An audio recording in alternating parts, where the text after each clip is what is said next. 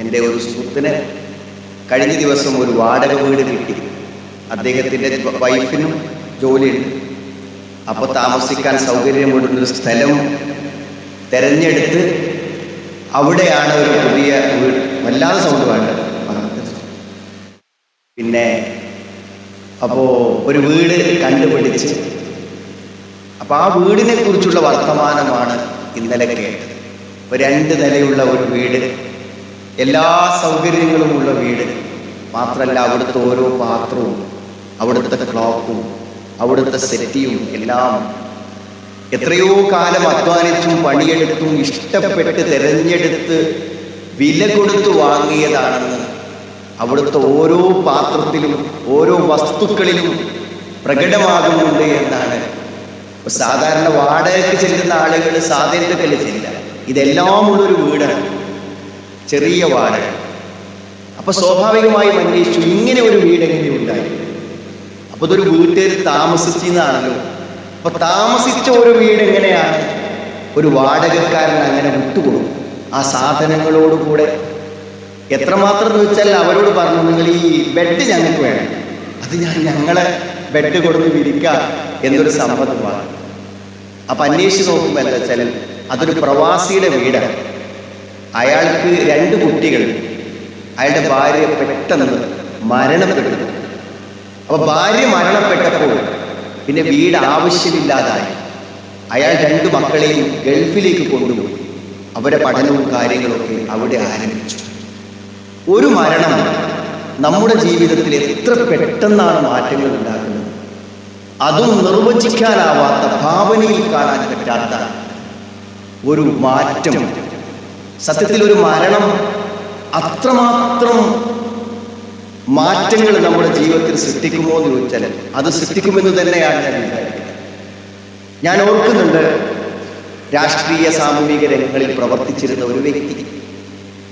അദ്ദേഹത്തെ ഒരു 25 കൊല്ലം മുമ്പ് ഒരു ആവശ്യത്തിന് വേണ്ടി അദ്ദേഹത്തെ സന്ദർശിക്കാൻ വേണ്ടി ചെന്നപ്പോൾ മുറ്റത്തും റോട്ടിലും നിറഞ്ഞു നിൽക്കുന്ന ആൾക്കൂട്ടത്തിനിടയിലൂടെ അദ്ദേഹത്തെ ഒന്ന് കാണാൻ എത്ര നേരമാണ് കാത്തിരുന്നത്.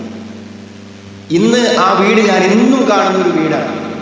ആ വീട്ടുമുറ്റത്ത് ആരുമില്ല, അവിടേക്ക് ആരും വരാറുമില്ല. അതിൻ്റെ തെങ്ങിൽ നിന്ന് വീണ് കിടക്കുന്ന ഉണങ്ങിയ തേങ്ങകൾ അതിൻ്റെ മുറ്റത്ത് കിടക്കും. അതിൻ്റെ സിറ്റ് ഔട്ടിൽ ഒരു കസേര, എന്നോ ദ്രവിച്ച് നശിക്കാറായ ഒരു കസേര കിടക്കും. എത്ര വലിയൊരു ബംഗ്ലാവാണ് അവിടെ, ആരുമില്ല. എന്തേ സംഭവിച്ചു? അവിടുത്തെ വീട്ടുകാർ അവർ മരണപ്പെട്ടു, മക്കൾ വിവിധ സ്ഥലങ്ങളിലേക്ക് പോയി. അതുകൊണ്ട് ജീവിച്ചിരിക്കുന്ന ആ പിതാവ് എവിടെയാണോ സൗകര്യമുള്ളത് അവിടെ പോകും. ആ വീടിന്ന് പൂട്ടിയിട്ട് കിടക്കുകയാണ്. ഞാനിത് നിങ്ങളോട് പറയാൻ കാരണം നിങ്ങളെ ബേജാറാക്കാനും ആശങ്കപ്പെടുത്താനോ ഒന്നുമല്ല. മരണം മനുഷ്യരിൽ അപ്രതീക്ഷിതമായ മാറ്റങ്ങൾ സൃഷ്ടിക്കും, അതിൽ യാതൊരു സംശയവുമില്ല. അപ്പൊ അതുകൊണ്ട് എന്താണെന്നറിയൂ, പ്രതീക്ഷിക്കുന്നതാണ് നമുക്ക് ഏവർക്കും നല്ലത്. പ്രതീക്ഷിക്കാൻ സംഭവിച്ചില്ലെങ്കിൽ വേണ്ട, പ്രശ്നമില്ലല്ലോ. പക്ഷെ പ്രതീക്ഷിക്കണം. ഇന്ന് നേരം പുലർന്നാൽ വൈകുന്നേരമാകുമെന്ന് പ്രതീക്ഷിക്കരുത്. വൈകുന്നേരമായാൽ നേരം പുലരുമെന്ന് പ്രതീക്ഷിക്കരുത്. നബി സ്വല്ലല്ലാഹു അലൈഹി വസല്ലം ഉപദേശം കിട്ടിയപ്പോൾ അതിനെ ചേർത്ത് അബ്ദുല്ലാഹി ഇബ്നു ഉമർ റളിയല്ലാഹു അൻഹു പറഞ്ഞ വാക്കാണ്. സുഹൃത്തുക്കളെ, പക്ഷെ നമ്മൾ ആരും ഒരുക്കിയിട്ടില്ല എന്ന് പറഞ്ഞാൽ മരിക്കും എന്നുള്ള ഒരു ബോധം നമ്മുടെ ജീവിതത്തിന്റെ എല്ലാ മേഖലകളെയും സ്വാധീനിക്കുന്നുണ്ടോ എന്ന ആത്മാർത്ഥമായ ചോദ്യം നമ്മളോട് ചോദിക്കേണ്ടത്. ചിലപ്പോൾ നമ്മൾ പ്രതീക്ഷിച്ചാൽ പോലും മരിച്ചുകൊള്ളണമെന്നില്ല. ഞാൻ കഴിഞ്ഞ ദിവസം എൻ്റെ സുഹൃത്തിൻ്റെ വീട്ടിൽ പോയപ്പോൾ അദ്ദേഹത്തിൻ്റെ ഉമ്മ അവിടെ രോഗിയായി കിടക്കുകയാണ്. 90 വയസ്സുള്ള ഉമ്മ. അവർക്ക് ക്യാൻസർ വന്നതാണ്. ക്യാൻസർ വന്നിട്ട് ഹോസ്പിറ്റലിൽ കൊണ്ടുപോയപ്പോൾ ഡോക്ടർ പറഞ്ഞു ക്യാൻസറാണ്, അവിടെ നിങ്ങൾ RCC കൊണ്ടുപോയാൽ. അങ്ങനെ RCC കൊണ്ടുപോയി തിരുവനന്തപുരത്ത്. അവിടുന്ന് ഡോക്ടർ പറഞ്ഞു നിങ്ങൾ ചികിത്സിച്ച് നോക്കാൻ, ക്യാൻസർ അല്ല, അത് മാറൊന്നുമില്ല, ചികിത്സ ആരംഭിച്ചു. അവിടെ ക്യാൻസർ മാറി. എനിക്ക് തോന്നുന്നു 25 കൊല്ലമായി ക്യാൻസർ മാറി. അപ്പൊ അവൻ ഉമ്മ കിടക്കുന്ന റൂമിൽ കൊണ്ടിട്ട് എന്നോട് പറഞ്ഞു ക്യാൻസർ മാറും എന്നതിന്റെ തെളിവാണ് എൻ്റെ ഉമ്മ. ക്യാൻസർ മാറും എന്നതിന്റെ തെളിവാണ് എൻ്റെ ഉമ്മ. ഓപ്പറേഷൻ ചെയ്തിട്ടില്ല, ഒന്നും ചെയ്തിട്ടില്ല, കുറച്ച് മരുന്ന് ഉമ്മ കഴിച്ചു, ഉമ്മൻ്റെത് മാറി. 90 വയസ്സിലും ഇന്ന് അവർ മരിക്കാതെ കിടക്കും. എനിക്ക് തോന്നുന്നത് ശരീരങ്ങളൊക്കെ ക്ഷീണിച്ചു പോയി, കൈയും കാലുമെല്ലാം മാംസങ്ങൾ നഷ്ടപ്പെട്ടു പോയി. ഒരു കിടത്തം അവരങ്ങനെ കിടക്കും. അള്ളാഹു അവർക്ക് സമാധാനവും സന്തോഷവും രോഗശമനവും പ്രദാനം ചെയ്യുമാറാവട്ടെ എന്ന് പ്രാർത്ഥിക്കാം. അപ്പൊ സുഹൃത്തുക്കളെ, നമ്മൾ എന്നെ ചെയ്യേണ്ടുള്ളവർ മരിക്കുന്നു വിചാരിച്ച് ബേജാറാകേണ്ട കാര്യം. പക്ഷെ നമ്മളൊന്ന് മനസ്സുകൊണ്ട് ഒരുങ്ങണം. ഇന്നക മയ്യിത്തുൻ വ ഇന്നഹും മയ്യിത്തൂൻ. ഇന്നക മയ്യിത്തുൻ വ ഇന്നഹും മയ്യിത്തൂൻ. നീ മരിക്കും, അവരും മരിക്കും. മരിക്കുക തന്നെ ചെയ്യും. എന്തിനാ ഇത്ര ഉറപ്പിച്ച് പറയണത്? ആൾക്കാരെ നടത്തം വർത്താനം ചെയ്തു കോലം കണ്ടാൽ മരിക്കൂലെന്ന് തോന്നുക. പക്ഷെ മരിക്കും എന്ന് മനുഷ്യനോട് അത്ര ഉറപ്പിച്ച് പറയാൻ കാരണം മരിക്കുമെന്ന് ആർക്കും ബോധ്യമില്ലാത്തതുകൊണ്ടല്ല, പക്ഷെ നടത്തം കണ്ടാൽ ഒരു മരിക്കണ കോലമില്ല എന്നതാണ്. പ്രതീക്ഷിച്ചാൽ എന്താണ് സുഖനിറങ്ങൾക്ക് വളരെ സന്തോഷത്തിൽ മരിക്കാം. പ്രതീക്ഷിക്കുന്ന ആളുകൾക്ക് വളരെ സന്തോഷത്തിൽ മരിക്കാൻ പറ്റും. പല രോഗികളെയും നമ്മൾ അങ്ങനെ കണ്ടിട്ടുണ്ട്. അവരൊക്കെ മരിക്കുമെന്ന് അവർക്ക് ഉറപ്പായി. അപ്പോൾ എന്ത് ചെയ്യും? ആ മരണത്തിന് വേണ്ടി അവർ റെഡിയായി. എല്ലാ അർത്ഥത്തിലും മരണത്തിന് വേണ്ടി റെഡിയായി. എന്നിട്ട് അവർ ബന്ധുക്കളോട് പറഞ്ഞു, എല്ലാ സമ്മതവും വാങ്ങി, തീർക്കാനുള്ളതെല്ലാം തീർത്തു. അങ്ങനെ ഒരു യാത്ര ചോദിച്ച് എയർപോർട്ടിൽ നിന്ന് വിമാനം കയറുന്ന പോലെ അവർ സന്തോഷത്തോടെ മനസ്സമ്മതത്തോടെ അവർ മരിച്ചു. അങ്ങനെ ഒരുങ്ങാനാണ് പടച്ചോൻ നമ്മളോട് പറഞ്ഞത്. എപ്പോൾ മരിക്കുമെന്നുള്ളതല്ല, മരണത്തിന് വേണ്ടി ഒരു ഒരുക്കം നടത്താൻ നമ്മളോട് അല്ലാഹു ആവശ്യപ്പെടുന്നു. ആ ഒരുക്കമാണ് സുഹൃത്തുക്കളെ ഈ ക്ലാസ്സുകളും ഈ പ്രസംഗങ്ങളും പ്രഭാഷണങ്ങളും എല്ലാം നമ്മൾ അതിനു വേണ്ടിയുള്ള ഒരു ഒരുക്കമാണ്. കാരണം എന്താണെന്ന് വെച്ചാൽ, നമ്മൾ ഈ ദുനിയാവിനെ ആണെങ്കിൽ എനിക്ക് തോന്നും പലപ്പോഴും നമുക്ക് ഭാവിയിൽ പ്രതീക്ഷകളല്ല ഉള്ളത്. അങ്ങനെയല്ല, ദുനിയാവിനെ കുറിച്ച് ആലോചിക്കുമ്പോൾ പ്രതീക്ഷകളാണോ ഉള്ളത്? പ്രതീക്ഷകളല്ലല്ലോ ഉള്ളത്. കാരണം നമുക്ക് വയസ്സാകല്ലേ, അപ്പൊ പ്രായമാകും തോറും നമുക്ക് ജീവിതത്തിൽ പല കാര്യങ്ങളും നിർവഹിക്കാൻ പറ്റില്ല. ഒരുപക്ഷെ ഇനി വല്ല മരുന്നും തുടങ്ങിയാൽ പിന്നെ ആ മരുന്ന് നമുക്ക് എന്ത് ചെയ്യാൻ പറ്റില്ല, ജീവിതത്തിൽ അവസാനിപ്പിക്കാൻ പറ്റിക്കൊള്ളുന്നില്ല. മരിക്കണ തലേന്ന് കുടിക്കട്ടെ. ഇനിയിപ്പോ നിരച്ച രോമങ്ങളൊന്നും ഇനി കറക്കാൻ ഒരു സാധ്യതയില്ല. കൃത്രിമമായി കറുപ്പിക്കാതെ നിരച്ചു പോയ ഒരു രോമത്തിന്റെ സ്ഥാനത്ത് ഇനി കറുത്ത മുടി വരില്ല. അവിടെ ഇനി വെളുത്ത മുടി മാത്രമേ വരൂ. ഇതൊക്കെ നമുക്കറിയാം. അവശ്യമായി കൊണ്ടിരിക്കുന്ന ശരീരം. കസേരയിൽ നിന്ന് നിസ്കാരം തുടങ്ങി, അത് പ്രായമായിട്ടാണെങ്കിൽ ഇനി ഞാൻ ആ കസേരയിൽ നിന്ന് ഇറങ്ങി നിലത്ത് സുജൂദ് ചെയ്യുമെന്ന് പ്രായമായ ഒരാൾ പ്രതീക്ഷിക്കുന്നില്ല. അപ്പൊ എന്താണ്? നമ്മൾക്ക് പ്രതീക്ഷകളല്ല ഉള്ളത്. തീർച്ചയായും നമ്മൾ അവശതയിലേക്ക് പോകും എന്ന് തന്നെയാണ് നമ്മളൊക്കെ പ്രതീക്ഷിക്കുന്നത്. പക്ഷെ എങ്കിലും സുഹൃത്തുക്കൾ, ഒരു വിശ്വാസിയെ സംബന്ധിച്ചിടത്തോളം അവന് ഭയങ്കര സന്തോഷമാണ്. എന്തുകൊണ്ടാണ് അവന് സന്തോഷം എന്ന് പറയുന്നതെന്ന് ചോദിച്ചാൽ, നമ്മളെ സംബന്ധിച്ചിടത്തോളം മരണം എന്നുള്ളത് സ്വർഗത്തിൽ പോവാനുള്ള ഒരു വഴിയാണ്. അങ്ങനെയാണ്. മരിക്കാതെ ഒരാളും സ്വർഗത്തിൽ പോകില്ല. മരിച്ചാലല്ലേ സ്വർഗത്തിൽ പോകുള്ളൂ. അതുകൊണ്ടാണ് വിശ്വാസമാണ് ആയത്തുൽ കുർസി ഓതിക്കൂടി എല്ലാ നിസ്കാരശേഷം ആയത്തുൽ കുർസി ഓതിയാൽ അവന് സ്വർഗം കിട്ടും. കിട്ടാനൊരു തടസ്സമില്ല. എന്താ തടസ്സം എന്ന് വെച്ചാൽ മരിച്ചിട്ടില്ല, മരിച്ചാലേ കിട്ടും. അപ്പൊ മരിക്കുക എന്നുള്ളത് എന്തിനാ വെച്ചാൽ സ്വർഗം കിട്ടാൻ വേണ്ടിയിട്ടാണ് നമ്മൾ മരിക്കുക എന്ന് പറയുന്നത്. അപ്പൊ മരണം സ്വർഗത്തിലേക്കുള്ള ഒരു വഴിയാണെങ്കിൽ, രോഗം മരണത്തിലേക്കുള്ള വഴിയാണെങ്കിൽ, പ്രായം മരണത്തിലേക്കുള്ള വഴിയാണെങ്കിൽ, മരണം സ്വർഗത്തിലേക്കുള്ള വഴിയുമാണെങ്കിൽ, രോഗങ്ങൾ സ്വർഗത്തിലേക്കുള്ള വഴിയല്ല. രോഗങ്ങൾ സ്വർഗത്തിലേക്കുള്ള വഴിയല്ല. ബുദ്ധിമുട്ടുകളും പ്രയാസങ്ങളും കഷ്ടപ്പാടുകളും സ്വർഗത്തിലേക്കുള്ള വഴിയല്ല. മരിക്കണമെങ്കിൽ രോഗം വരണം, മരിക്കണമെങ്കിൽ പ്രായമാകണം. എങ്കിൽ സുഹൃത്തുക്കളെ, പ്രായമാകുന്നത് സ്വർഗത്തിലേക്ക് പോകാനുള്ള വഴിയാണ്. അതുകൊണ്ട് അൽ മൗതു ബാബുൻ വകുല്ലു നാസി ദാഖിലു യാ ലൈത ശഅരിയ ബഅദൽ മൗതി മദ്ദാഉ. അൽ മൗതു ബാബുൻ വകുല്ലു നാസി ദാഖിലു. മരണം ഒരു വാതിലാണ്, എല്ലാവരും ആ കവാടത്തിലൂടെ കടന്നു പോവുക തന്നെ ചെയ്യും. യാ ലൈത ശഅരിയ ബഅദൽ മൗതി മദ്ദാഉ. മരണത്തിനപ്പുറത്ത്, മരണമെന്ന കവാടത്തിനപ്പുറത്ത് തുറന്നു കിടക്കുന്നത് സ്വർഗത്തിന്റെ ഭവനമോ നരകത്തിന്റെ ഭവനമോ എന്ന് എനിക്കറിയാൻ കഴിഞ്ഞിരുന്നുവെങ്കിൽ എത്ര നന്നായിരുന്നേനെ. മരണം ഒരു വാതിലാണെങ്കിൽ അത് തുറക്കുന്നത് സ്വർഗത്തിലാണോ നരകത്തിലാണോ എന്നൊന്ന് അറിഞ്ഞാൽ എനിക്ക് വളരെ സമാധാനമാകുമായിരുന്നു എന്നാണ്. സുഹൃത്തുക്കളെ, സത്യത്തിൽ ഇതൊരു ജീവിത കാഴ്ചപ്പാടാണ്. ഇങ്ങനെ കാഴ്ചപ്പാടുകൾ ജീവിതത്തിൽ ഉണ്ടായി കഴിഞ്ഞാൽ നമുക്ക് വളരെ സമാധാനമായിട്ടും സ്വസ്ഥായിട്ടും സന്തോഷമായിട്ടും നമുക്ക് ജീവിച്ചു പോകാൻ പറ്റിയൊരു ബുദ്ധിമുട്ടില്ല. കാഴ്ചപ്പാട്, ആ കാഴ്ചപ്പാടാണ് വിശ്വാസം കൊണ്ടും ദീന് കൊണ്ടും അള്ളാഹു നമുക്ക് നൽകിക്കൊണ്ടിരിക്കുന്നത്. നിങ്ങളൊന്ന് ചിന്തിച്ചു നോക്കൂ. നിങ്ങൾ ഈ ലോകത്ത് നമ്മൾ എത്ര ബുദ്ധിമുട്ടിയാണ് ജീവിക്കുന്നത്. എത്ര ബുദ്ധിമുട്ടിയാണ് ജീവിക്കുന്നത് ചോദിക്കുമ്പോൾ നമ്മൾ പറയും നമുക്കൊക്കെ നല്ല ജീവിത സൗകര്യമില്ലേ, നല്ല വീടില്ലേ, നല്ല സൗകര്യങ്ങളില്ലേ എന്നൊക്കെ ആൾക്കാർ ചോദിക്കും. അങ്ങനെയൊക്കെ ഉണ്ടെങ്കിലും നമ്മളെന്താണ് വളരെ ബുദ്ധിമുട്ടിയും വിഷമിച്ചിട്ട്. ഈ ബുദ്ധിമുട്ട് എന്ന് പറഞ്ഞാൽ നമ്മുടെ തലയിൽ വെക്കുന്ന ചുമടോ ജോലി ഭാരങ്ങളോ മാത്രമല്ല സുഹൃത്തുക്കൾ. ഞാൻ എപ്പോഴും പറയും, രാവിലെ നമ്മളിങ്ങനെ എഴുന്നേറ്റ് വരുമ്പോൾ നമ്മൾ ആ ഉറക്കണ്ട് മാറി നമ്മളെ ബുദ്ധി ഇങ്ങനെ പ്രവർത്തിക്കാൻ തുടങ്ങിയാൽ ആദ്യം എന്താ മനസ്സിൽ വരാറുണ്ട്? അപ്പോ ലേറ്റസ്റ്റ് ആയിട്ട് നിലവിലുള്ള നമ്മുടെ ജീവിത പ്രയാസം എന്താണോ ആ പ്രയാസം മനസ്സിൽ വരും. രാവിലെ നോക്കുമ്പോൾ നിങ്ങൾ അത്താഴത്തിനാണ് എഴുന്നേറ്റ് എഴുന്നേറ്റിരുന്നാൽ അപ്പം നമ്മുടെ മനസ്സിൽ വരിക, എനിക്ക് ജോലിയില്ലല്ലോ, ഞാൻ രോഗിയാണല്ലോ, എൻ്റെ മോളെ കെട്ടിച്ചോട്ട് പ്രശ്നമാണല്ലോ, എന്താണോ നിങ്ങളുടെ മനസ്സ് ചിന്തിക്കുന്ന ബുദ്ധിമുട്ട് അത് മനസ്സിൽ വരും. അത് വരണ്ടാന്ന് വിചാരിച്ച കാര്യം. അപ്പൊ അങ്ങനെ ഒരു ബുദ്ധിമുട്ടും മനസ്സിൽ വരാത്ത ആരെങ്കിലും ഉണ്ടോ എന്ന് വെച്ചാൽ സാധ്യത വളരെ വളരെ കുറവാണ്. എന്തെങ്കിലുമൊക്കെ ഉണ്ടാവും. അത് ഈ ലോകത്തിന്റെ ഒരു പ്രത്യേകതയാണ്, അത് ഇവിടുത്തെ ഒരു പ്രത്യേകതയാണ്.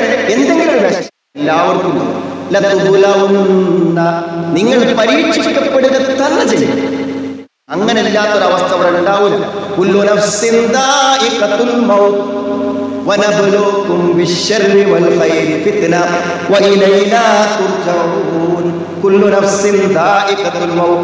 അതെല്ലാവരുടെയും ജീവിതത്തിന്റെ അവസാനമാണ് മരിക്കുക. നിങ്ങളെ ഞാൻ നല്ലത് കൊണ്ടും ചീത്ത കൊണ്ടും പരീക്ഷിക്കും. അപ്പൊ ജീവിതം എന്ന് പറഞ്ഞാൽ എന്താ? കുറെ അനുകൂലവും കുറെ പ്രതികൂലവുമായ കാര്യങ്ങളുടെ സമ്മിശ്രമാണ്, സമന്വയമാണ് ജീവിതം. അപ്പൊ 70 കൊല്ലം ജീവിക്കാറുണ്ട്. 70 കൊല്ലത്തിൽ കുറെ സന്തോഷങ്ങൾ അനുഭവിക്കുക, കുറെ കഷ്ടപ്പാട് അനുഭവിക്കുക. അതാണ് 70 കൊല്ലം ജീവിക്കുമ്പോണ്ടാവും. നന്മ കൊണ്ടും തിന്മ കൊണ്ടും പരീക്ഷിക്കും. എന്നിട്ട് ആ പരീക്ഷണങ്ങൾക്ക് അവസാനം വഴിയിലേക്ക് തുറച്ചാവും നിങ്ങളെ ഞാൻ എൻ്റെ അടുത്തേക്ക് മടക്കി കൊണ്ടുവന്നു. അതാണ് യഥാർത്ഥ ജീവിതത്തിൽ സംഭവിക്കുന്നത്. അപ്പൊ ഈ പ്രയാസങ്ങളും ബുദ്ധിമുട്ടുകളും കഷ്ടപ്പാടുകളും എല്ലാം നമ്മൾ സഹിക്കല്ലേ സുഹൃത്തുക്കളെ? ഈ സഹിച്ചതിനെല്ലാമുള്ള ഫലം ഇവിടുന്ന് കിട്ടുമോ? അതാണ് നമ്മൾ ആലോചിക്കുന്നത്. ഈ സഹിച്ചതിനൊക്കെ ഉള്ള ഫലം ഇവിടുന്ന് കിട്ടും? കിട്ടൂല എന്ന് നമ്മൾ മനസ്സിലാക്കണം. ഈ മെഡിക്കൽ കോളേജ്, കോഴിക്കോട് മെഡിക്കൽ കോളേജിന്റെ അവിടെ ഡോക്ടർമാരായ 2 ദമ്പതികൾ ആത്മഹത്യ ചെയ്തു. അപ്പൊ അവർ ആത്മഹത്യ ചെയ്തതിന്റെ കുറിപ്പിൽ അവർ പറയുന്ന കാര്യം, അവർക്ക് ഒറ്റ മകളുള്ളൂ. അപ്പൊ ഇവർക്ക് രണ്ടാൾക്കും വയസ്സായപ്പോ പിന്നെ വീട്ടിൽ ഒറ്റയ്ക്ക് നിൽക്കാൻ പറ്റാത്തപ്പോൾ മകളെടുത്ത് പോകുന്നു. വേറെ ആരും നോക്കാനോ വേറൊരു ജീവൻ വേറെ ഇല്ല അവരെ കൂടെ നിർത്തും. അപ്പൊ അവിടെ വന്ന് ഇങ്ങനെ താമസിക്കുമ്പോൾ ഒന്നുമില്ല, മകളൊക്കെ ചിലപ്പോൾ നേരെ നോക്കിയിട്ടുണ്ടാവും. പക്ഷെ എന്നാൽ പോലും അവരെ മനസ്സിൽ തോന്നൽ മകൾക്ക് ഞങ്ങളൊരു ഭാരമായി, മകള് നമ്മളെ കൊണ്ട് ബുദ്ധിമുട്ടുണ്ട്, ജോലിക്ക് പോകണമെങ്കിൽ നമുക്കുള്ള ഭക്ഷണം ഉണ്ടാക്കുക, നമ്മളെ കാര്യങ്ങൾ ചെയ്യുക. അപ്പൊ അങ്ങനെ ഒരു ഇടങ്ങേറ് മകൾക്ക് ഉണ്ടോ എന്ന് ഇങ്ങനെ രണ്ടാളും ചർച്ച ചെയ്യാറുണ്ട്. അപ്പൊ അങ്ങനെ ഒരു ചർച്ച വന്നപ്പോൾ അവസാനം എന്താ വെച്ചാൽ, എന്തിനാണ് ഇപ്പൊ നമ്മളെ മക്കളെ നമ്മൾ ഇടങ്ങേറാക്കുന്നത് എന്ന് പറഞ്ഞിട്ട് എന്ത് ചെയ്തു, 2 പേരും വലിയ ഡോക്ടർമാരാണ്, മരിക്കാൻ പറ്റുന്ന ഒരു മരുന്ന് തിരഞ്ഞെടുത്തിട്ട് ഒരു 2 പേരും മരിച്ചു. അപ്പൊ എന്ത് പ്രശ്നം? ഒരു മകളെ ഏറ്റവും നല്ല രൂപത്തിൽ വളർത്തിക്കൊണ്ടുവന്ന്, ഞാൻ വരുമ്പോ നല്ല മരിക്കുന്നു, പിന്നെ കേടുന്നു അംസോലി പ്രസംഗിക്കുമ്പോഴൊക്കെ നല്ല മരിക്കും. പിന്നെ അപ്പോ അപ്പൊ ഇത്രയൊക്കെ വളർത്തിക്കൊണ്ട് വന്നിട്ട് അവസാനം എന്ത് ചെയ്യാണ്? നമ്മളൊക്കെ എന്താ പ്രതീക്ഷിക്കണത്? മക്കളെ നമ്മളെ നോക്കും. മക്കൾ ഇനി എത്ര നോക്കിയാലും നമുക്ക് സംഭവിക്കാം. എന്താണ് നമ്മളെ കാര്യങ്ങൾ മറ്റൊരാൾ ചെയ്യേണ്ടി വരുമ്പോൾ അത് അയാൾക്കൊരു ബുദ്ധിമുട്ടാകുന്നതിനെ നമ്മുടെ മനസ്സ് പറയുന്നു. നിങ്ങൾ ഈ അസുഖത്തിന് കിടക്കുന്ന ആൾക്കാർ ചോദിച്ചുകൊണ്ട് എന്താ ബുദ്ധിമുട്ട്, വിഷമുണ്ടോ, രോഗമുണ്ടോ എന്നൊക്കെ ചോദിച്ചാൽ അവർ പറയും ഒന്നുമില്ല, ഇവരെന്നെ നോക്കി ഇടങ്ങേറാകുകയാണല്ലോ എന്ന് പറയാം. നമ്മൾ വിചാരിക്കേണ്ടത് ഞാൻ ഇങ്ങനെ കിടക്കണമെങ്കിൽ മരുവൾക്ക് നല്ല ഇടങ്ങാറാണ്, മോൻ ഇടങ്ങാറാണ്, എവിടെ പോലും പോകാൻ പറ്റൂല, ഇന്നൊന്നും അങ്ങോട്ട് കൊണ്ടുപോകാൻ പറ്റൂല. അപ്പൊ അവർക്ക് ഇങ്ങനെ നീക്കാൻ കഴിയാത്തൊന്നല്ല അവരുടെ പ്രശ്നം, വേറെ എല്ലാവരും നോക്കി ഇടങ്ങാറാകണമല്ലോ എന്നാണ് പ്രശ്നം. അപ്പൊ ഇവിടെ നിന്ന് നമുക്ക് അധ്വാനിച്ചതെല്ലാം കിട്ടുമോ എന്ന് ചോദിച്ചാൽ നമ്മുടെ അധ്വാനങ്ങൾക്കുള്ള എല്ലാ ഫലവും സുഹൃത്തുക്കളെ ഇവിടുന്ന് കിട്ടൂല. ഒരു സംശയം, ഒരു ഗൾഫുകാരൻ എന്നോട് കഴിഞ്ഞ ദിവസം ചോദിച്ചൊരു സംശയം, ഇതിൽ വലിയൊരു സന്ദേശം. അതിൻ്റെ ചോദിച്ചാൽ എന്താ വെച്ചാൽ അയാൾക്ക് നല്ല വരുമാനമാണ് ഗൾഫിൽ. അപ്പൊ എന്താ വെച്ചാൽ ചെറുപ്പം മുതൽ തന്നെ അയാൾ എന്ത് ചെയ്യും വിചാരിച്ചാൽ ഈ ഗൾഫ് പോയ നാൾ മുതൽ ഗൾഫുകാരന്റെ പണം എന്ന് പറഞ്ഞാൽ പൊതുസ്വത്താണ്. നമ്മളിപ്പോ ഇവിടെ 1.5 ലക്ഷം റുപ്യ ഇവിടെ ശമ്പളം വാങ്ങിയാലും അത് നമുക്ക് മാത്രം അനുഭവിച്ചാൽ മതി. ഈ നാട്ടിൽ നിന്ന് ജോലി ചെയ്യുന്നവർക്ക് 1.5 ലക്ഷം വരുമാനം ഉണ്ടെങ്കിലും അത് ഓന്റെയും കുട്ടികളെയും മാത്രം സ്വത്താണ്. 1.5 ലക്ഷം ഗൾഫുകാരുണ്ടെങ്കിലോ അത് നാട്ടുകാരി പള്ളിക്കാൻ പറ്റിയ മൊത്തം നാട്ടുകാരി എല്ലാവരെയും പാടെ സ്വത്താണ്. അങ്ങനെയാണ് വരിക. അപ്പൊ അതുകൊണ്ടെന്ന് വെച്ചാൽ ഗൾഫ് സുഹൃത്തുക്കൾ എന്ത് ചെയ്യും, കുടുംബങ്ങളിലൊക്കെ സഹായിച്ചോളണം. അങ്ങനെയാണ്. അപ്പൊ ഈ സാധു എന്ത് ചെയ്യും വിചാരിച്ചാൽ ആരെന്ത് ചോദിച്ചാലും അതൊക്കെ അങ്ങനെ അയച്ചു. അപ്പൊ അയാൾക്കൊരു സങ്കടം തരങ്ങൾ കുറെ കാലമായിട്ട് അയക്കണം. അപ്പൊ അദ്ദേഹത്തിന് ഇപ്പൊ എന്തൊക്കെയോ ഒരു കുറച്ച് കാര്യങ്ങൾ അദ്ദേഹത്തിന് തന്നെ കുറച്ച് പണം ആവശ്യമായി വന്നു. അപ്പൊ ആവശ്യമായി വന്നപ്പോ എന്താ വെച്ചാൽ ഇപ്പൊ അയാൾ വിളിക്കുന്നവരോടൊക്കെ പറയും കുറച്ച് ടൈറ്റാണ്, ടൈറ്റ് ആയതുകൊണ്ട് തന്നെ. അപ്പൊ എന്താ വെച്ചാൽ ഇതുവരെ കൊടുത്തോലൊക്കെ തെറ്റി. മൂപ്പർക്ക് കുറച്ച് ടൈറ്റ് ആയപ്പോ ഇതുവരെ കൊടുത്ത ആൾക്കാരൊക്കെ എന്ത് ചെയ്യും, തെറ്റി. അപ്പൊ അയാൾ വളരെ സങ്കടപ്പെട്ടിട്ട് വിളിച്ച് ചോദിക്കുകയാണ്, നമ്മളിപ്പോ ഇങ്ങനെയൊക്കെ ചെയ്ത് കൊടുത്തിട്ട് ഈ ആളുകളൊക്കെ ഇപ്പൊ എന്താന്ന് വെച്ചാൽ ഒക്കെ നമ്മളെ ശത്രുക്കളായി പോയല്ലോ എന്ന് പറഞ്ഞു. അപ്പൊ ഞാൻ അദ്ദേഹത്തോട് ഒരു ഉദാഹരണം പറഞ്ഞു. നമ്മുടെ ഈ പ്രസ്ഥാനത്തിലെ ഏറ്റവും വലിയൊരു പണ്ഡിതൻ. അപ്പൊ ആ പണ്ഡിതനോട് വന്നിട്ട് ഒരാൾ പറഞ്ഞു, ഇന്നോട് ഒരാൾ നിങ്ങളെ പറ്റി കുറേ വിമർശനങ്ങളും കുറ്റങ്ങളും പറഞ്ഞു തന്നു എന്ന് പറഞ്ഞപ്പോ ആ പണ്ഡിതൻ അയാളോട് ചോദിച്ചു, അയാൾ ഇതിനെ പറ്റി ഒരു കുറ്റം പറയാൻ സാധ്യതയല്ലല്ലോ. അല്ലേ അയാൾ പറഞ്ഞു, അല്ല ഞാനങ്ങനെ പറയാൻ കാരണം ഞാൻ അയാൾക്ക് ഇതുവരെ ഒരു ഉപകാരം ചെയ്തിട്ടില്ല. എന്തെങ്കിലും ഒരു ഉപകാരം ചെയ്തെങ്കിലേ നമ്മളെ പറ്റി എന്തെങ്കിലും പറയുള്ളൂ.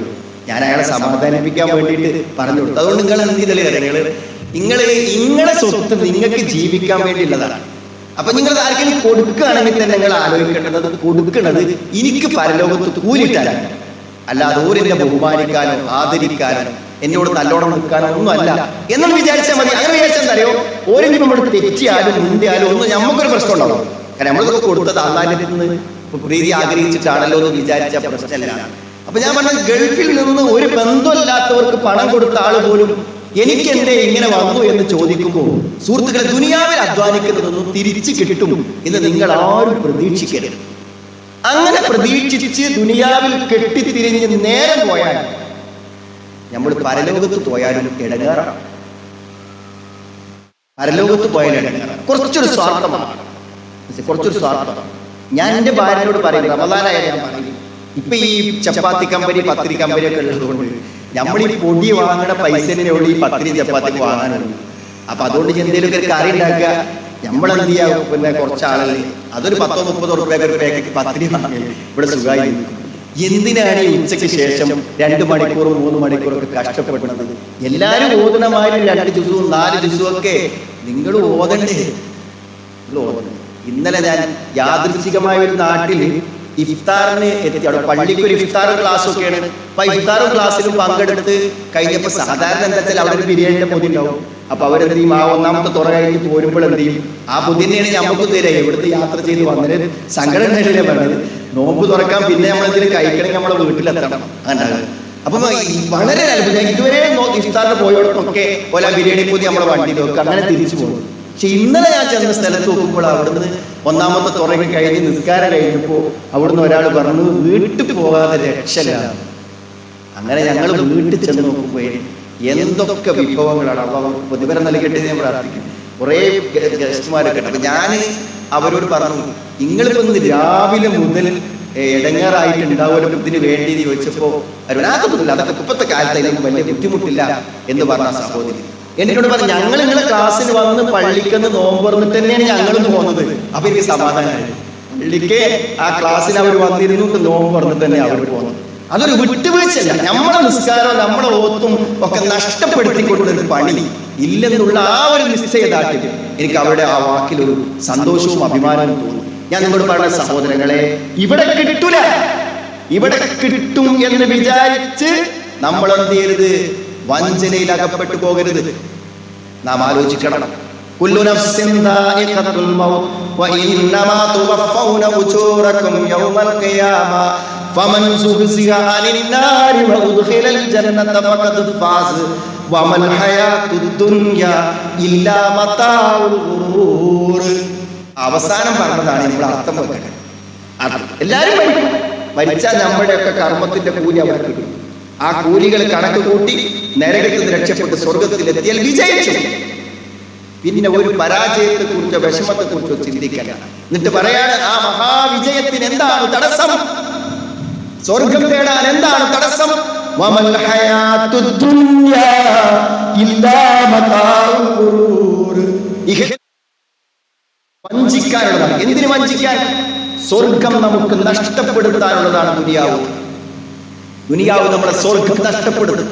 മക്കളെ കണ്ട് കണ്ണഞ്ചുമ്പോൾ, ഭർത്താവിന് വേണ്ടി ഭാര്യയ്ക്ക് വേണ്ടി ജീവിക്കുമ്പോൾ, സ്വത്തിന് വേണ്ടി സമയം നോക്കാതെ, ഭക്ഷണം കഴിക്കാതെ, ഉറങ്ങാതെ കിതച്ചോടുമ്പോൾ നമുക്ക് നഷ്ടപ്പെടുന്നത് ചെറിയ വിജയങ്ങൾക്ക് വേണ്ടി ഓടുമ്പോൾ വലിയൊരു വിജയം നമുക്ക് നഷ്ടപ്പെട്ടു പോവുകയാണ്.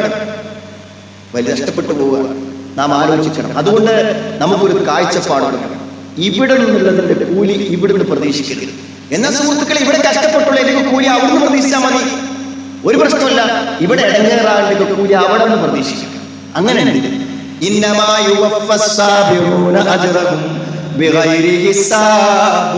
കണക്കില്ലാതെ അല്ല കൂലി എടുക്കുന്നത് ക്ഷമക്കാണ്. അതുകൊണ്ട് നിങ്ങൾക്ക് ഒരു വൈകല്യമുള്ള കുട്ടികൾ, നിങ്ങൾ ആ കുട്ടിനെ നോക്കി കഷ്ടപ്പെട്ടോളി, സ്വർഗത്തിൽ പഠിച്ചോളാം. ഒരു പ്രശ്നം, എന്തൊക്കെ ബുദ്ധിമുട്ടുകളുണ്ടോ അതൊരു മഹാസൗഭാഗ്യമായി വിചാരിച്ചാൽ. ചില സഹോദരിമാരൊക്കെ മെസ്സേജ് ആയി, ഇനി സഹിക്കാൻ പറ്റില്ല, ഇത്ര കാലം പ്രാർത്ഥിച്ച് സഹിച്ചു, ഇനി സഹിക്കാൻ പറ്റില്ല, എനിക്ക് പടച്ചോനോട് ഇഷ്ടക്കുറവ് വരൂ എന്തൊക്കെ പറഞ്ഞ മെസ്സേജ് ആയി. അപ്പൊ ഞാൻ അവരോട് പറയും, പടച്ചോന് ഇഷ്ടമുണ്ടോന്ന് എങ്ങനെ അറിയാം? പടച്ചോന് നമ്മളെ ഇഷ്ടമുണ്ടോന്ന് എങ്ങനെ അറിയാം? നമ്മൾ ചോദിച്ചതൊക്കെ തരുമ്പോഴാണ് പടച്ചോന് നമ്മളെ ഇഷ്ടമുണ്ടെന്ന് അറിയാം. അല്ല, കഠിനമായ പരീക്ഷണങ്ങൾ ജീവിതത്തിൽ വരുമ്പോൾ മനസ്സിലാക്കണം, അള്ളാഹ്ക്ക് നമ്മൾ ഇഷ്ടമുണ്ട്. അള്ളാഹു ഒരു അടിമക്ക് ഹൈർ ഉദ്ദേശിച്ചാൽ, അവന് കഠിനമായ പ്രയാസങ്ങളും ബുദ്ധിമുട്ടുകളും കൊടുക്കും. അതിന് കഠിനമായ ബുദ്ധിമുട്ട് കൊടുക്കുന്നത്, അതായത് അള്ളാഹ്ക്ക് ഇഷ്ടമായി. അതുകൊണ്ട് ഇനിയും പരലോകത്ത് കഷ്ടപ്പെടരുത് എന്ന് പടച്ചോൻ തീരുമാനിച്ചു. പരലോകത്ത് ഇനി അവൻ കഷ്ടപ്പെടരുത്. പരലോകത്ത് കഷ്ടപ്പെടാതിരിക്കാൻ എന്ന മാർഗം, കുറച്ച് കഷ്ടപ്പാടും ബുദ്ധിമുട്ടും ഇവിടുന്ന് കൊടുക്കും. എന്നിട്ട് അവൻ ചെയ്ത തെറ്റുകളൊക്കെ എന്ത് ചെയ്യുന്നറിയോ, ഇവിടുന്ന് അങ്ങ് പരിഹരിച്ചു. എന്നാ സുഹൃത്തുക്കളെ, ഇവിടുന്ന് ചെയ്ത തെറ്റിന്റെ ഒക്കെ ശിക്ഷ പടച്ചോൻ അവിടുന്ന് തരാൻ തീരുമാനിച്ചാലോ? അങ്ങനെ മതി. ഇവിടെ ഒരു ബുദ്ധിമുട്ടും വേണ്ട, ഇവിടെ പ്രയാസവും വേണ്ട, ഇവിടെ ഒരു പരീക്ഷണവും വേണ്ട, ഇവിടെ ഒരു രോഗവും വേണ്ട, ഇവിടെ ഒരു കഷ്ടപ്പാടും വേണ്ട, ഒക്കെ അവിടുന്ന് തന്നോട്ടെ. വിശ്വാസമുള്ള ആരെങ്കിലും പറയാം, അവിടുന്ന് തന്നോട്ടെ പറയാം. പരിശുദ്ധനായി സംശുദ്ധനായി ഒരു പാപവുമില്ലാതെ അള്ളാഹുവിലേക്ക് അള്ളാഹ് സ്വീകരിക്കും. നമ്മുടെ കഷ്ടപ്പാടുകളും പ്രയാസങ്ങളും ഒക്കെ നമ്മുടെ തെറ്റ്. അപ്പൊ ബുദ്ധിമുട്ടും പ്രയാസങ്ങളൊക്കെ പിന്നീട് എന്താ പറയുന്നത്? പടച്ചോനിന്നെ ഇഷ്ടമല്ല, പടച്ചോനിന്നെ ഇഷ്ടമുണ്ട്, അതാ പറയുന്നത്. പടച്ചോനിന്നെ നല്ല ഇഷ്ടമുണ്ട്. അതുകൊണ്ട് പടച്ചോൻ തീരുമാനിച്ചത് ഞാൻ അവിടെ കഷ്ടപ്പെടേണ്ടതാണ്.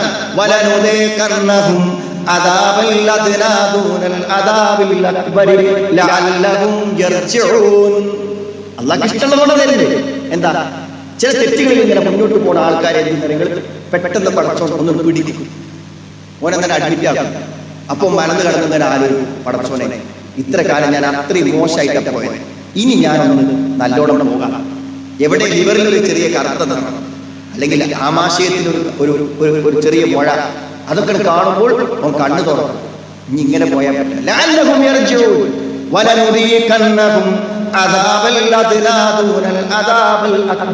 വലിയ ശിക്ഷയ്ക്ക് പുറമെ ചെറിയ ശിക്ഷകൾ നാം അവരെ അനുഭവിപ്പിക്കും.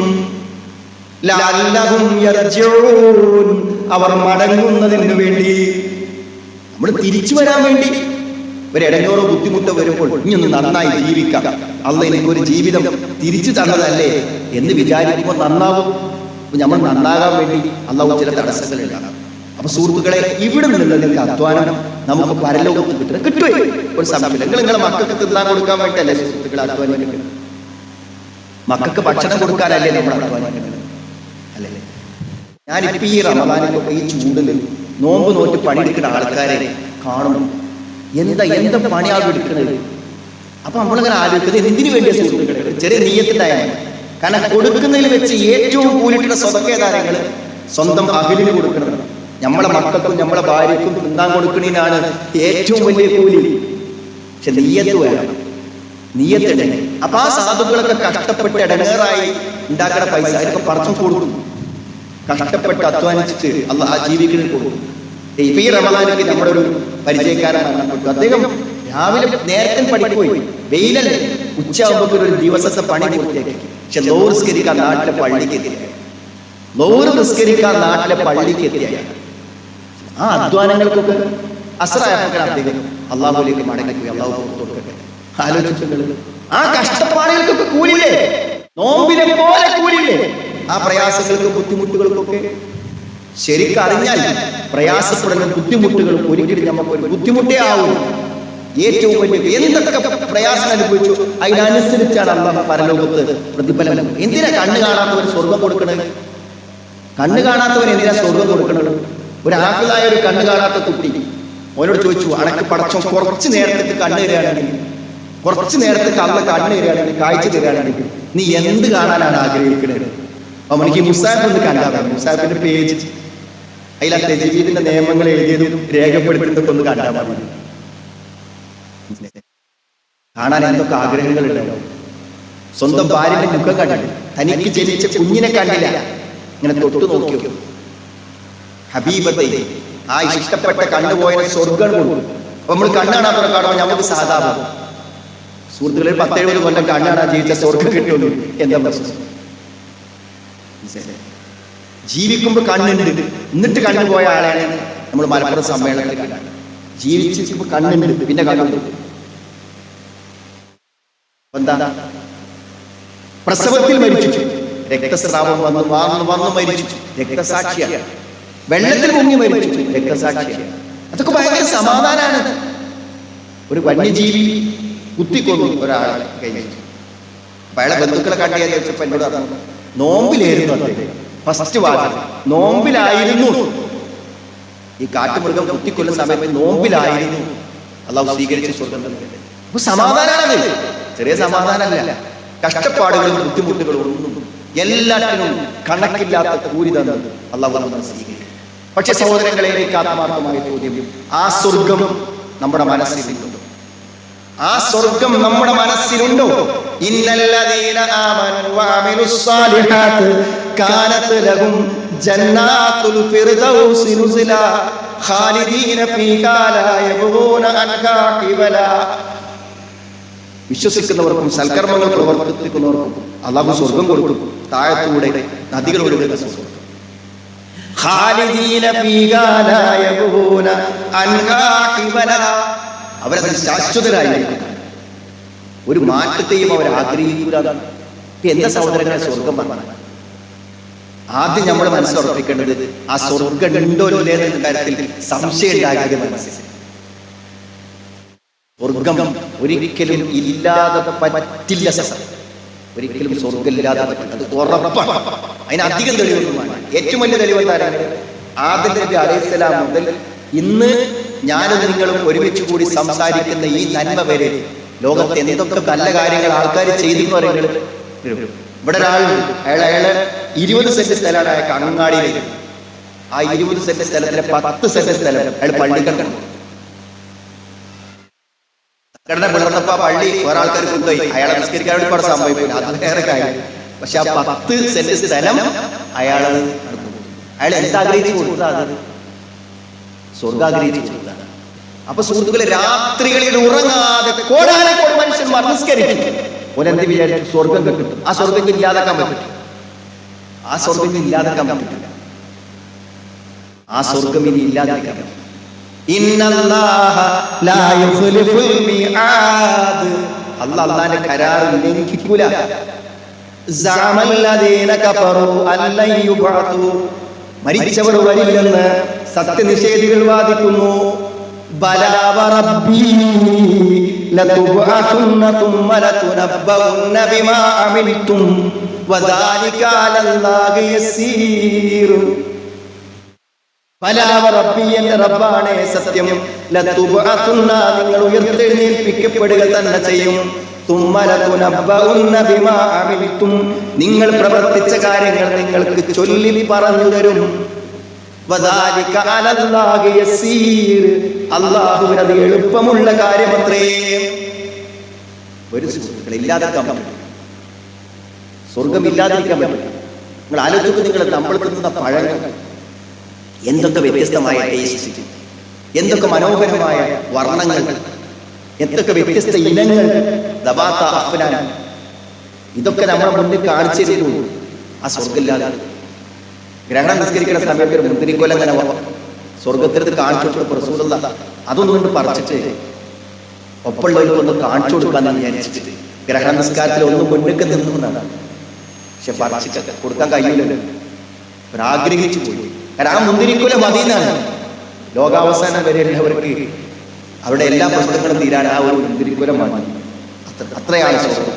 അപ്പൊ സുഹൃത്തുക്കൾ, ആ സ്വർഗം കിട്ടണം. നിങ്ങൾ ആലോചിച്ചിട്ട് നിങ്ങൾ കുറെ ആൾക്കാർ പറയും നമ്മളൊക്കെ സ്വർഗത്തിലാണ്, സന്തോഷത്തിലാണ്. ഈ എന്ത് ഇവിടെ ഉള്ളതിനൊക്കെ ചില പരിമിതികൾ.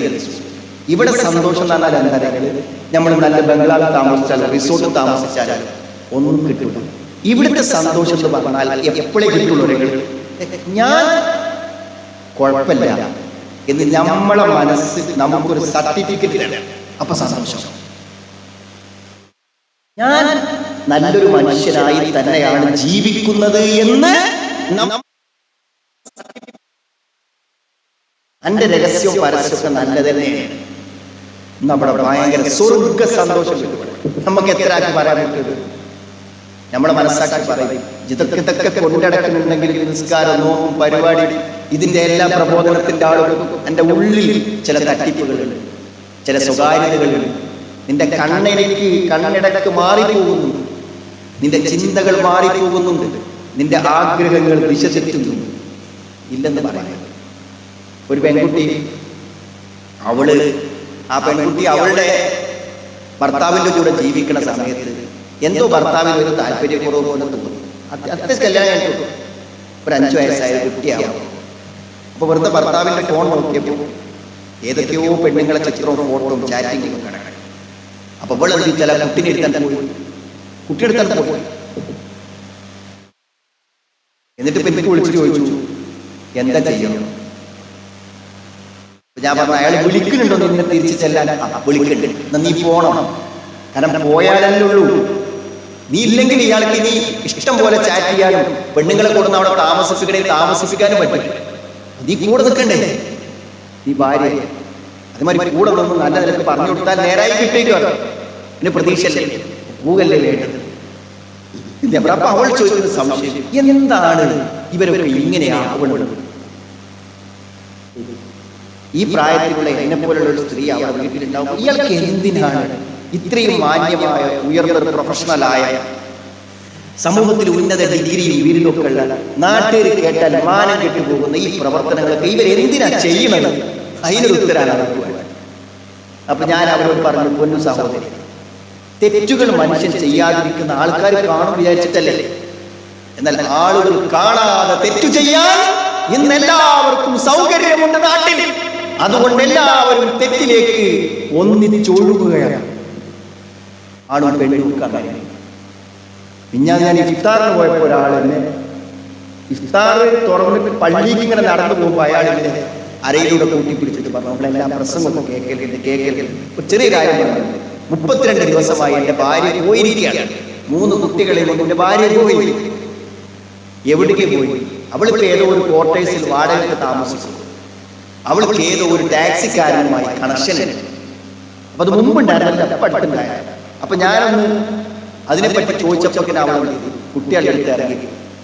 അതാ അപ്പൊ സുഹൃത്തുക്കളെ, 3 കുട്ടികളുള്ള ഒരു സ്ത്രീ ഭർത്താവിന്റെ അടുക്കൽ നിന്ന് നീ ആർക്കാടി ഫോൺ ചെയ്തത് എന്ന് ചോദിച്ചപ്പോഴേക്കും ഇറങ്ങി. അവിഹിതങ്ങൾ അങ്ങനെ വന്നുകൊണ്ടിരിക്കുകയാണ്. കണ്ണ് ഒരു നോട്ടമെന്ന് പറഞ്ഞാൽ പിശാചിന്റെ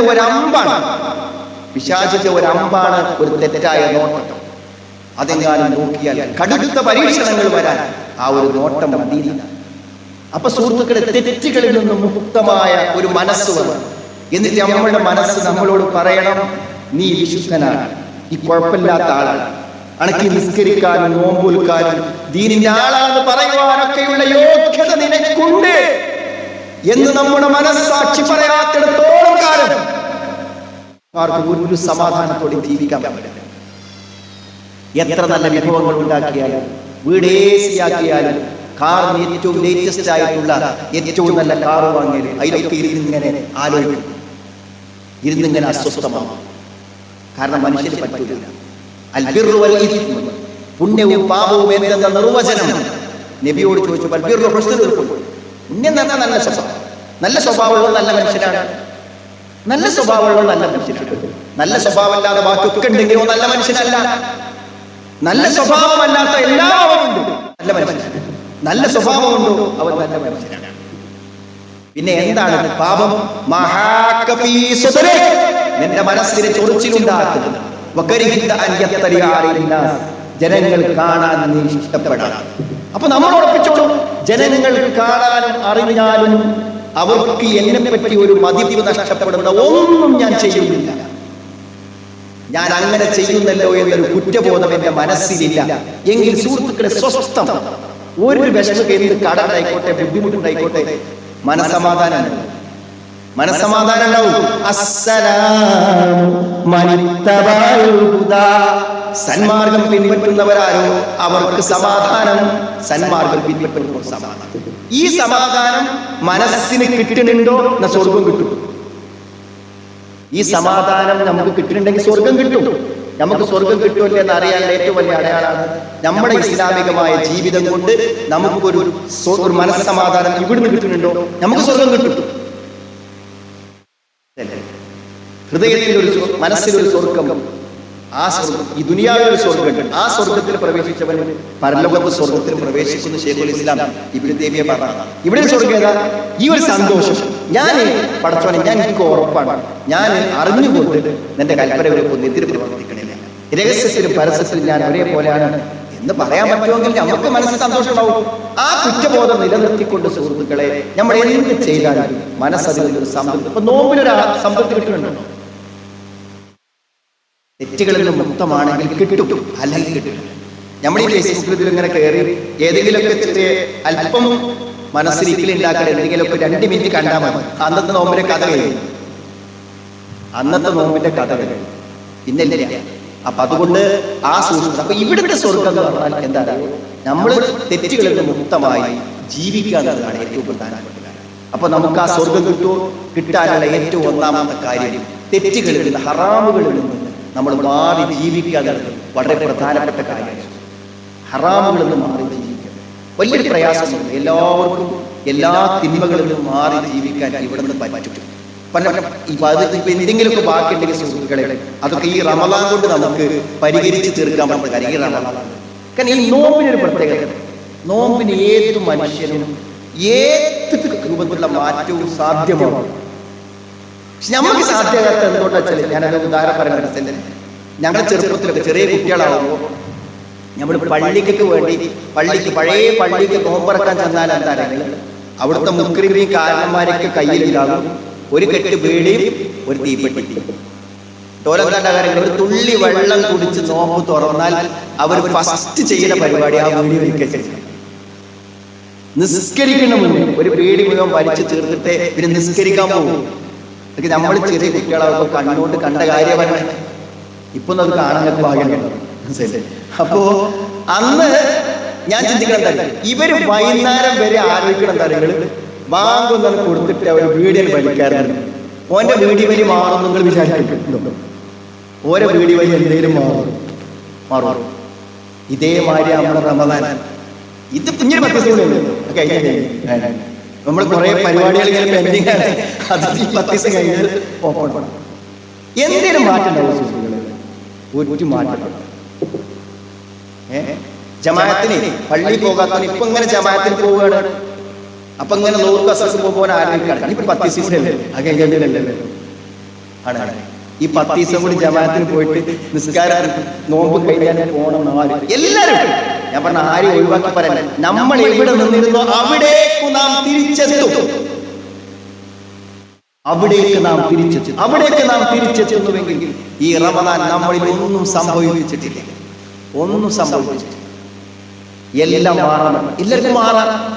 ഈ സഹോദരിമാരൊക്കെ പോകും. ചില സഹോദരിമാർക്ക് ഒരു വാശി പോലെയാണ്. അവർ പള്ളിക്കൊക്കെ വരികയാണെങ്കിൽ പോലും ഒരു നിസ്കാരമായി ഒരു പർദ്ദ, ഒരു സാരി, ഇതൊട്ട് ബ്ലൗസും എല്ലാം ഇട്ടിട്ട് കുറച്ച് വയറും കുറച്ച് കൈയൊക്കെ കാണിച്ച് ഇപ്പോഴും പള്ളികളിൽ പോലും വരുന്ന ആൾക്കാരെ കാണാം. അവർക്കങ്ങനെ നരകത്തിൽ പോകണം വിചാരിച്ചിട്ടൊന്നല്ല. നമ്മൾ ചെയ്യുന്നത് ഇസ്ലാമിനെ അത് അങ്ങനെ പറയാൻ മതി എന്നൊരു നിർബന്ധം നിർത്തിയാണ്. ഞാൻ പറയാം സഹോദരങ്ങളെ, അവരിപ്പോ ഒരു പർദ്ദ കെട്ടുകാട് പള്ളിക്ക് വന്നു വിചാരിച്ചോളൂ. അപ്പൊ ചോദിക്കൂ, എന്തിപ്പോ പർദ്ദ കെട്ടു? ചോദിക്കൂല. കാരണം എന്ത് നന്മയിലേക്ക് മാറാൻ റമളാനിന് പറ്റും. ഒന്നാമത്തെ പ്രത്യേകത, ആരും ചോദിക്കൂല. ഇതുവരെ പള്ളി കാണാത്ത ഒരുത്തനെ റമദാന്റെ അന്ന് രാവിലെ സുബഹിക്ക് പള്ളി കണ്ടാൽ ഒരാളും ചോദിക്കൂല, എന്താ പറ്റി പള്ളിയിൽ ചോദിക്കൂല. അപ്പൊ എല്ലാവർക്കും മനസ്സിലാവും റമദാനായ അങ്ങനെയാണ്. റമദാനിൽ നമുക്ക് മാറണം, എല്ലാ തിന്മകളും മാറി എല്ലാ നന്മകളിലേക്ക് വരാൻ നമുക്ക് പറ്റും. അതുകൊണ്ട് നമ്മൾ അത് വളരെ വ്യക്തമായി നമ്മുടെ ജീവിതത്തിൽ എന്ത് ചെയ്യാം, തിന്മകളിൽ നിഷിദ്ധങ്ങളിൽ നമ്മൾ പൂർണ്ണമായി വിട്ടുന്നത്. കാരണം കുറേ ഗുണങ്ങളുണ്ട് നമ്മുടെ ജീവിതത്തിന് കുറെ നന്മകളുണ്ട്. ഞാൻ പറയുന്നത് സാധാരണഗതി നമ്മളെപ്പോഴും ആലോചിച്ചു പഠിത്തം ഈ ഇടങ്ങേർപ്പെന്നോ തീർന്നിട്ട് ഈ വിഷമം നീങ്ങി കിട്ടുക. കാരണം അത് വിഷമം നീങ്ങാൻ ഏറ്റവും വലിയ പരിഹാരമാർഗം അള്ളാഹുവിന്റെ തഖ്വയുള്ള ജീവിതം കൊണ്ട് നമ്മളെ ഇഷ്ടമായി കഴിഞ്ഞാൽ പടച്ചോൻ നമ്മളെ എല്ലാ പ്രശ്നവും പരിഹരിക്കും. അത് അള്ളാഹ് നമുക്ക് തന്നൊരു ഉറപ്പാണ്. അള്ളാഹു ഒരു മഖ്റജ്, എക്സിറ്റ്, നമ്മളെ ഇടങ്ങേറായി നിൽക്കുന്നോട് അള്ളാഹു നമുക്ക് പുറത്തേക്ക് കടക്കണം. എന്നാൽ അള്ളാഹുവിന്റെ റസൂലിന്റെ കൽപ്പനകളെ നിരാകരിച്ച് ജീവിക്കുന്നവരാണെങ്കിലോ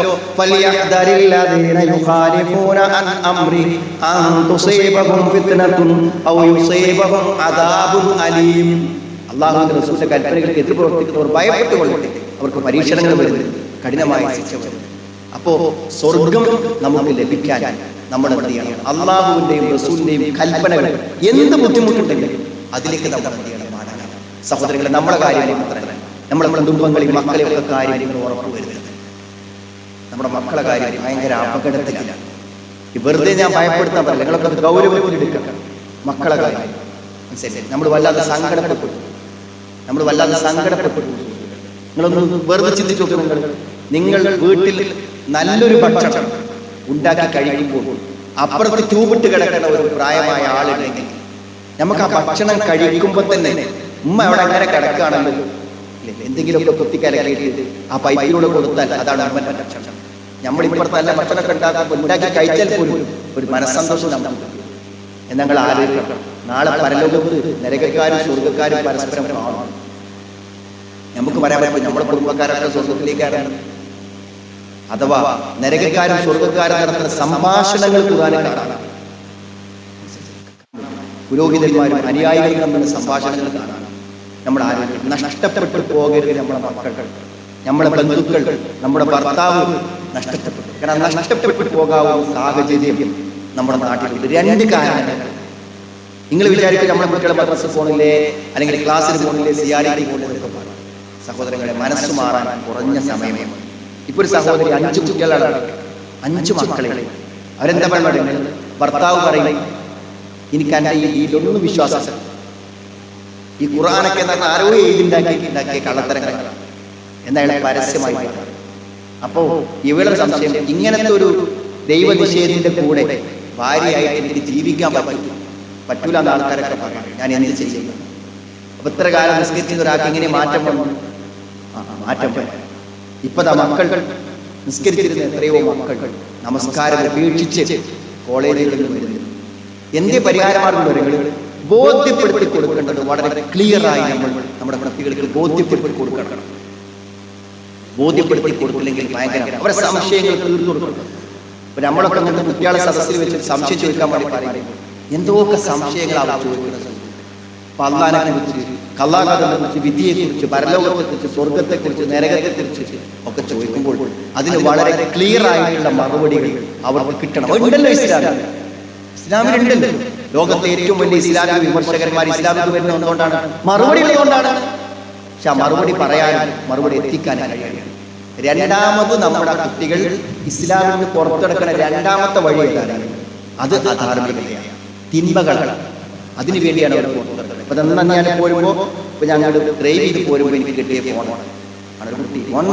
എന്തോ പ്രൊഫഷണൽ കോഴ്സ് പഠിക്കുകയാണ്. 2 കൊല്ലം കുഴപ്പമുണ്ടായിരുന്നു. 3ാമത്തെ കൊല്ലമായപ്പോ എന്തൊരു സാധനം വെച്ച് തുടങ്ങി. വെച്ചിന് തുടങ്ങിയിട്ട് വീട്ടിലെത്തി തിരങ്ങൾ ഒരു ഉമ്മ ആരാണല്ലോ, വാപ്പേരാണ്. ഉമ്മനോടൊക്കെ പാച്ച തീറി പറയും. അവര് മോനെന്താ കാട്ടെന്ന് ചോദിക്കും.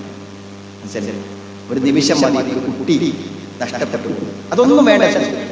നിങ്ങൾ ഈ സ്കൂളിൽ കോളേജിൽ മുന്നിൽ പോയി നോക്കി. നിങ്ങൾ 5ാം ക്ലാസ് മുതൽ അതിനും താഴെ ആൺകുട്ടികളും പെൺകുട്ടികളും ഞങ്ങളുടെ കോളേജിന്റെ ഒരു ഒഴിഞ്ഞ സ്ഥലത്ത് ചെറിയ കുറച്ച് ആൺകുട്ടികളും പെൺകുട്ടികളും ഫോട്ടോ എടുക്കാൻ വേണ്ടി.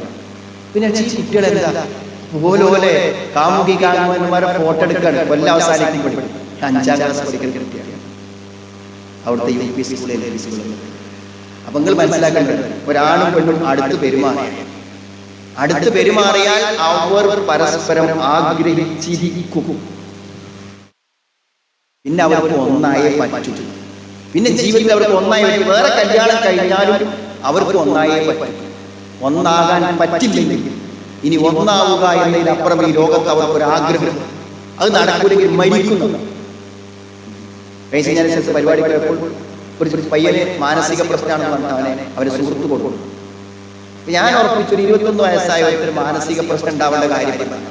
ചോദിച്ചു വന്നപ്പോൾ ഒരു പ്രേമനൈരാശ്യം, ഓൻ ഇഷ്ടപ്പെട്ട പെൺകുട്ടി ഓനെ വേണ്ടാന്ന് പോയി. എത്ര നല്ല കുട്ടിയുള്ള ഒരു ചെക്കനാണ്, നല്ല മാർക്കോടെ പാസ്സായി. ആ പാസ്സായ അതേ വിഷയത്തിൽ ജോലി കിട്ടി, ഔട്ട് ഓഫ് സ്റ്റേറ്റിൽ നല്ല കമ്പനിയിൽ ജോലി ചെയ്യാൻ. ഇപ്പൊ ഇങ്ങനെ അന്തം വിട്ട് നടക്കട്ടെ. നമ്മുടെ മക്കൾ അപകടത്തിലല്ല. നമ്മുടെ സ്വർഗത്തിൽ വരണമെങ്കിൽ സഹോദരങ്ങൾ അവരെ ബോധ്യപ്പെടും. അതിനുള്ള അവസരങ്ങൾ നമ്മൾ സൃഷ്ടിക്കണം. അതിനൊക്കെയുള്ള സന്ദർഭങ്ങൾ ഈ വെക്കേഷൻ ക്ലാസ് വരാൻ പോകും. +2 കുട്ടികൾക്ക്, ആൺകുട്ടികൾക്കും പെൺകുട്ടികൾക്ക് 7 ദിവസത്തെ ക്യാമ്പ്, SLC പഠിച്ച് പാസ്സായ കുട്ടികൾക്ക് 8 ദിവസത്തെ ക്യാമ്പ്. അതിലൊക്കെ 10-40 കുട്ടിയൊക്കെ അഡ്മിഷൻ ഉണ്ടാവുള്ളൂ. പക്ഷെ എങ്കിൽ പോലും നമ്മുടെ കുട്ടികൾ അത്തരം സ്ഥലങ്ങളിൽ എത്തണം എന്ന് നമ്മൾ ഉറപ്പിക്കണം. അള്ളാഹുവിന്റെ ആ സ്വർഗം അവിടെ നമുക്ക് സ്വസ്ഥമാണ്. ഈശത്തും റാദി. എന്താണ് ആ സ്വർഗത്തിന്റെ ഓരോ പേരുകൾ? ഈശത്തും റാദി, സംതൃപ്തകരമായി. നമ്മൾ ഇഷ്ടപ്പെടാത്ത ഒന്നും സംഭവിക്കും. ഇഷ്ടപ്പെടാത്തൊരു വാക്ക്, ഇഷ്ടപ്പെടാത്തൊരു നോട്ടം, ഇഷ്ടപ്പെടാത്തൊരു പെരുമാറ്റം, ഇഷ്ടപ്പെടാത്തൊരു ഭക്ഷണം ഒന്നുമില്ല.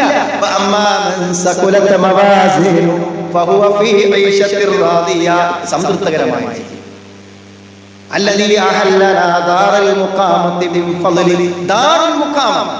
സ്ഥിരതാമസത്തിന്റെ ലോകം, സ്ഥിരതാമസം.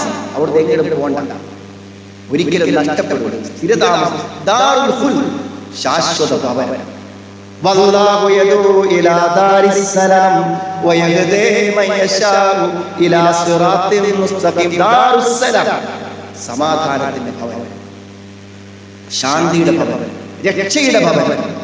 എല്ലാ ദോഷങ്ങളിൽ നിന്നും സുരക്ഷിതമായി മനസ്സമാധാനം, മനസ്സന്തോഷവും കിട്ടുന്ന ആ സ്വർഗം നമ്മൾ ആഗ്രഹിക്കണം. ആ സ്വർഗത്തിന് വേണ്ടി നമ്മൾ പ്രവർത്തിക്കണം. ആ സ്വർഗത്തിന് വേണ്ടി നമ്മൾ പ്രാർത്ഥിക്കണം. 3 വട്ടം സ്വർഗം തരണം മനസ്സ് തട്ടി ചോദിച്ചാൽ ഒരു സ്വർഗം കിട്ടിയിരിക്കുന്ന അല്ലാഹുമ്മ ഇന്നി അസ്അലുക്കൽ ജന്ന വഅസ്തജീറുക മിനന്നാർ എന്ന് ആത്മാർത്ഥമായി പറഞ്ഞാൽ സ്വർഗം തരുന്നു. സ്വർഗത്തിന്റെ കവാടങ്ങൾ തുറക്കപ്പെടുന്ന ഈ പരിശുദ്ധ മാസത്തിൽ സുഹൃത്തുക്കളെ, ആ സ്വർഗത്തിന് നമ്മൾ ചോദിച്ചുകൊണ്ടിരിക്കുക, ആഗ്രഹിച്ചുകൊണ്ടിരിക്കുക. ഞാൻ ദീർഘിച്ച് പറയുന്നില്ല. 2 ക്ലാസ് ആവുമ്പോൾ കുറച്ച് നീണ്ട സമയമാണ്. ആളുകൾക്കൊക്കെ ഏകദേശം പിരിഞ്ഞു പോകാനുള്ള സമയമായി. നോമ്പാവുമ്പോൾ നമുക്കൊക്കെ 1 മണിക്കൂറൊക്കെ തന്നെ സംസാരിക്കാനും കഴിയും. അൽഹംദുലില്ലാഹ്. ഏതായാലും ഇവിടെ പുതിയതായി ആരംഭിച്ച ഈ റമദാൻ പ്രഭാഷണം ഇനിയുള്ള റമദാനുകൾ തുടർന്നു പോകത്തക്ക വിധത്തിൽ നിങ്ങൾ ഓരോ ക്ലാസ്സിൽ വരുമ്പോഴും നമ്മുടെ പരിചയക്കാരെ, ആൾക്കാരെ വിളിച്ചു വരിക. വളരെ ക്ലാസ് എടുക്കുന്ന ഒരാൾ വരിക എന്ന് പറഞ്ഞാൽ വളരെ ബുദ്ധിമുട്ടിയാണ് പല നാട്ടിൽ. അവരൊക്കെ സംബന്ധിച്ചിടത്തോളം പുതിയ ആളുകൾ ഇതിന്റെ കാര്യങ്ങൾ കേൾക്കും മാറും ചെയ്യുമ്പോഴല്ലേ അവർക്ക് കൂലി കിട്ടുക. അപ്പോൾ ഇതിനൊക്കെ നിങ്ങൾ പരമാവധി പരിശ്രമിക്കണമെന്നാണ് ഞാൻ പറയുന്നത്. ഇത്തരം സൽപ്രവർത്തനങ്ങളിൽ മുന്നിൽ പ്രവർത്തിക്കുന്ന എല്ലാവരും അതിലർഹമായ പ്രതിഫലം നൽകുമാറാണ്. ഇസ്ലാമിക് ഓർഗനൈസേഷൻ സഹോദരങ്ങളുടെ ദീന് എല്ലാ ജനങ്ങളിലേക്കും സത്യമായ നിലയ്ക്ക് എത്തിക്കുവാനുള്ള ഒരു കൂട്ടായ്മയാണ്. അതിൻ്റെ പള്ളികളും അതിൻ്റെ സ്ഥാപനങ്ങളും അതിൻ്റെ ജാമ്യവും എല്ലാം ആ ഒരു മഹത്തായ ദൗത്യത്തിന് വേണ്ടിയാണ് പ്രവർത്തിക്കുന്നത്. അതിൻ്റെ എല്ലാം നിർമ്മാതാക്കളും നിലനിർത്തേണ്ടവരും നമ്മളെല്ലാവരുമാണ്. എല്ലായിടത്തും നമ്മുടെ സഹകരണങ്ങളും നമ്മുടെ പിന്തുണകളും പ്രോത്സാഹനങ്ങളും എല്ലാം ഉണ്ടാവണം എന്ന് നമ്മുടെ എല്ലാ സൽക്കർമ്മങ്ങളിൽ നിന്നും കബൂൽ ചെയ്യുമാറാകട്ടെ. മരണപ്പെട്ടു പോയ നമ്മുടെ ബന്ധുക്കൾക്ക്, മാതാപിതാക്കൾക്ക് പുറത്തു കൊടുക്കുമാറാകട്ടെ. അപ്പോൾ നമ്മുടെ നോമ്പുകളെയും നമസ്കാരങ്ങളെയും പൂർണ്ണ പ്രതിഫലത്തോടെ സ്വീകരിക്കുമാറാകട്ടെ. റബ്ബനാ ആതിനാ ഫിൽ ഹസന വഫിൽ ആഖിറതി ഹസനത വഖിനാ അദാബന്നാർ. വൽഹംദുലില്ലാഹി റബ്ബിൽ ആലമീൻ.